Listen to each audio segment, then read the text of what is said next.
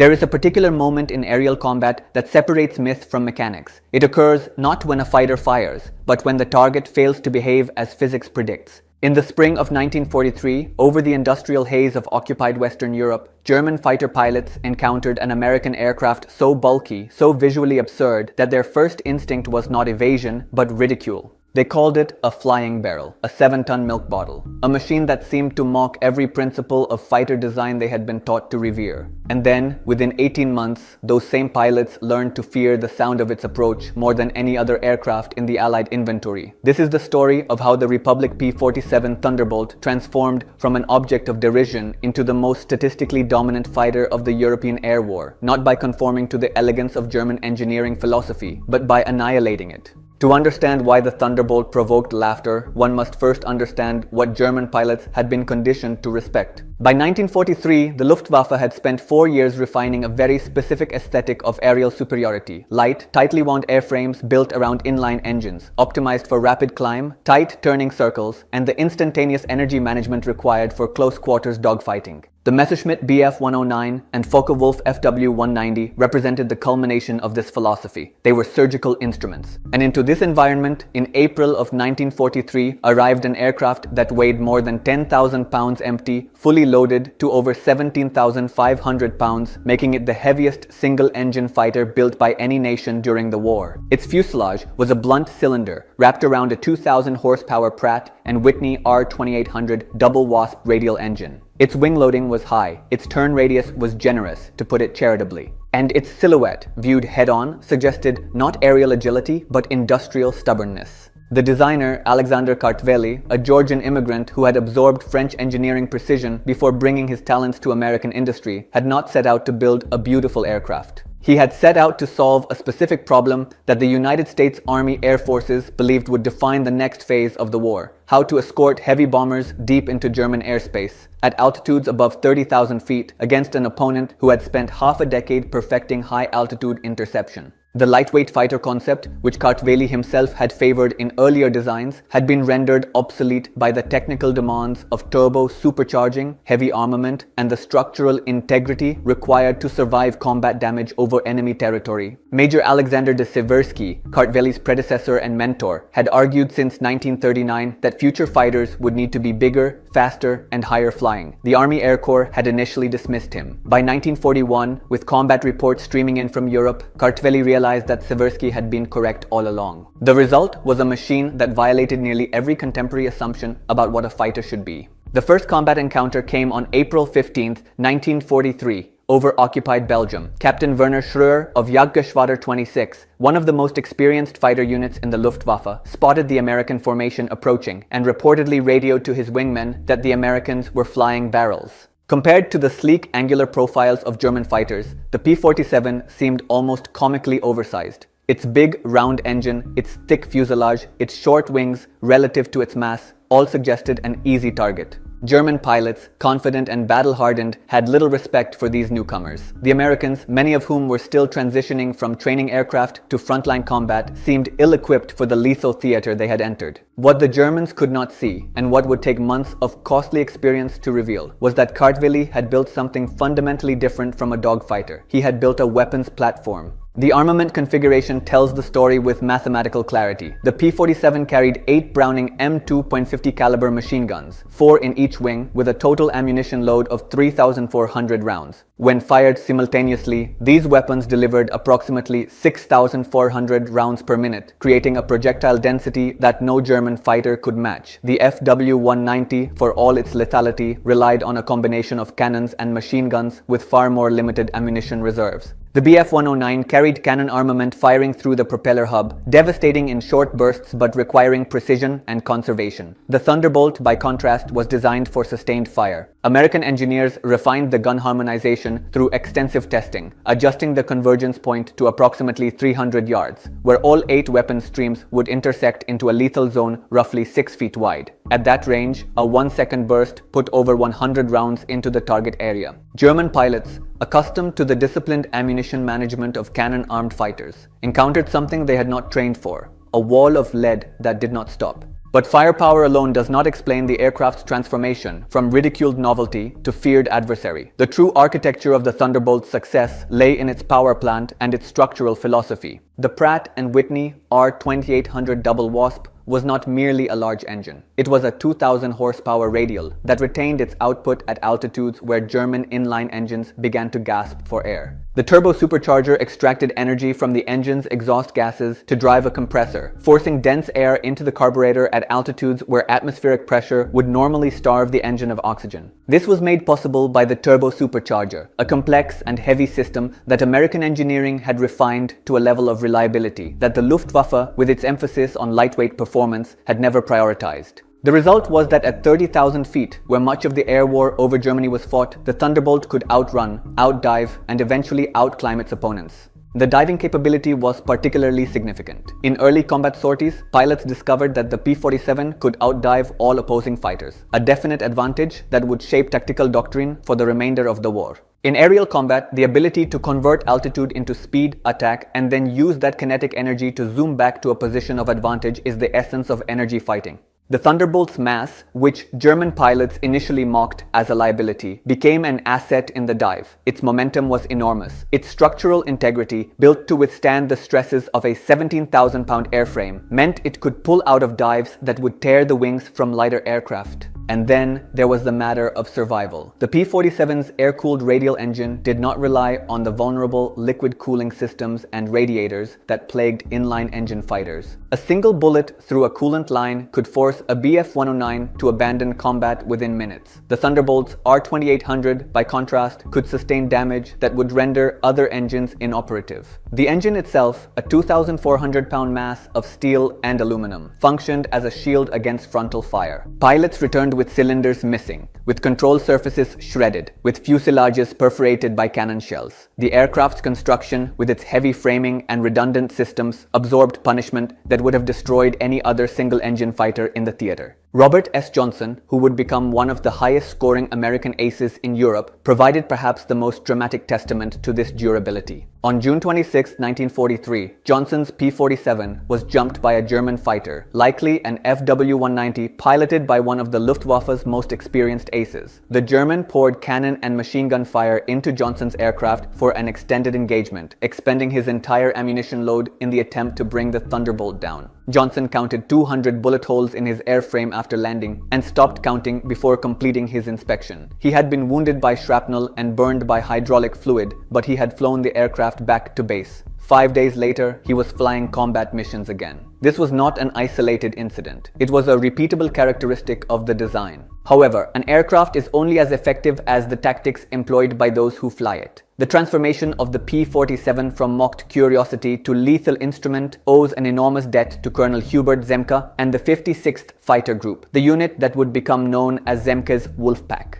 The 56th arrived in England in January 1943 and would fly the Thunderbolt throughout the entire war, refusing to transition to the longer-ranging P-51 Mustang even when other groups did so. Their choice was vindicated by statistics. By the end of hostilities, the 56th had destroyed 677 German aircraft in aerial combat, the highest total of any fighter group in the 8th Air Force, and the highest of any P-47 equipped unit in the Army Air Forces. Zemke understood something that took other units longer to grasp. You do not fight the enemy on his terms. The P-47 could not turn with a Bf-109 below 15,000 feet. It could not outroll an FW-190 in a low-speed scissors. But above 20,000 feet, with altitude and speed advantage, it was unmatched. Zemke drilled his pilots in dive and zoom tactics. Attack with height and speed advantage. Dive on the enemy, fire. Then use the Thunderbolt's energy to zoom back to altitude. Never, under any circumstances, allow a German pilot to suck you into a turning fight below 15,000 feet. In January 1943, before operational combat began, Zemke arranged for his pilots to test their P-47Cs against a captured FW-190A. The results were sobering. The Thunderbolt, at nearly 14,500 pounds gross weight, was twice the mass of the Bf-109 and half again as heavy as the FW-190. The German fighter enjoyed better acceleration, a superior rate of climb, and tighter turning ability. The test confirmed what Zemke suspected. The P-47 was not a dogfighter in the traditional sense. It was an energy fighter, and it would only succeed if its pilots respected its limitations while exploiting its overwhelming strengths. Zemke also developed a tactical innovation that would maximize the Thunderbolt's firepower against bomber formations. The Zemke fan called for the group to rendezvous at a landmark in its escort zone, then break into squadrons and fan out in a 180-degree arc ahead of the bomber stream. Rather than flying close escort in tight formation with the bombers, which ceded the initiative to attacking German fighters, the Wolfpack swept the skies clean, presenting an array of firepower that disrupted Luftwaffe interception attempts before they could coalesce. On August 17, 1943, during the Schweinfurt-Regensburg mission, the 56th employed these tactics to devastating effect, downing 17 German fighters for the loss of a single P-47. The human element of the Thunderbolt story is inseparable from its technical narrative. Francis Gaby Gabreski, who would become America's top-scoring ace in the European theater with 28 confirmed aerial victories, scored every single one of those kills in the P-47. Gabreski was not merely a skilled marksman, he was a tactician who understood how to exploit the Thunderbolt's power curve. He perfected what he called the climbing spiral, using the P-47's raw engine output to draw German fighters upward until they stalled at the apex of their climb, then dropping back down to finish them as they hung vulnerable in the air. Their partnership illustrated a critical truth about the Thunderbolt. It was not a machine that rewarded individual heroics in isolation. It was a team weapon. The 56th Fighter Group produced 39 aces, including the European theater's 2 leading American scorers. More than 15 pilots in the group shot down 10 or more aircraft. This was not coincidence. It was the product of disciplined tactics married to an aircraft that gave its pilots the confidence to press their attacks, knowing they could absorb return fire that would destroy lighter machines. Bud Mahoran described the psychological effect of the Thunderbolt's firepower from the German perspective. In a dogfight where only a high-angle deflection shot might be possible, the P-47 pilot could squeeze off a sustained barrage that would heavily damage an opponent even with a fleeting firing solution. German fighters, with their cannon armament optimized for short, precise bursts, could not match this volume of fire. The harmonization of the 8 guns between 225 and 300 yards meant that when a Thunderbolt pilot fired at convergence range, he was not aiming a weapon so much as directing a stream of metal into a defined kill zone. Yet, for all its strengths, the Thunderbolt had a critical weakness that nearly defined its operational limitations in 1943: rate of climb. The narrow-bladed propellers fitted to early models were optimized for level flight speed, not for converting the R-2800's immense power into vertical performance. When German pilots found themselves under attack, their standard evasive maneuver was to pull into a steep climb, knowing that the heavier Thunderbolt could not follow them through the vertical. For months, this tactic allowed experienced Luftwaffe pilots to escape what would otherwise have been lethal firing solutions. The solution, when it came, was almost absurdly simple, and it illustrates the industrial adaptability that ultimately separated American and German war production. In late 1943, engineers at Republic Aviation, working with Curtiss Wright and Hamilton Standard, developed broad-chord paddle blade propellers designed to bite into the air during climbs without overloading the engine. These thick, paddle-shaped blades looked ungainly, but they transformed the aircraft's performance. By early 1944, most Thunderbolt units in England had been re-equipped. The effect was immediate and shocking to German pilots. On March 6, 1944, high above Berlin, the 56th Fighter Group engaged in one of the largest air battles of the war. As German pilots pulled into their familiar vertical climbs, the Thunderbolts stayed with them. At near stall speed, the American pilots fired. An aircraft that had once been untouchable fell smoking from the sky. The Americans destroyed 11 planes without losing a single pilot. German command was confused. Their engineers, examining wreckage, assumed the larger propellers were meant for improved takeoff performance, not realizing that they had eliminated the Thunderbolt's last significant tactical vulnerability. Colonel Zemke immediately retrained his pilots to fight vertically, issuing a new directive that inverted years of caution. When a German climbs, follow him up. Ace pilots like Gabreski adapted instantly, developing new maneuvers that exploited the improved climb and acceleration. During Big Week in February 1944, the massive Allied bombing campaign targeting German aircraft factories, fighter groups equipped with the upgraded Thunderbolts achieved kill ratios that would have seemed impossible 6 months earlier. German losses soared to more than 350 aircraft, while only 28 Thunderbolts were lost. The kill ratio, which had hovered below 2-to-1 in early 1943, climbed to over 5-to-1 within months of the propeller's introduction. The Thunderbolt's story, however, extends far beyond aerial combat. If the aircraft had achieved nothing after 1944 except ground attack, it would still rank among the most influential weapons of the war. In March 1944, P-47s began flying low-level bombing and strafing missions, roles for which their durability and firepower made them almost ideally suited. The same 850 caliber machine guns that shredded fighters in the air proved devastating against ground targets. The aircraft could carry unguided rockets with the impact of 105mm artillery rounds, and it could lift up to 2,500 pounds of bombs, making it capable of delivering roughly half the payload of a B-17 Flying Fortress in a single sortie. D-Day planners recognized immediately that the Thunderbolt would be the perfect weapon to attack Wehrmacht relief columns, advancing armor, rail supply lines, bridges, and any other means by which the Germans might contest the Allied invasion. The Normandy campaign, Operation Market Garden, and the Battle of the Bulge became the Thunderbolt's great ground-pounding operations. Strafing was more dangerous than aerial combat. A pilot attacking ground targets was exposed to weapons ranging from small arms to 88mm anti-aircraft guns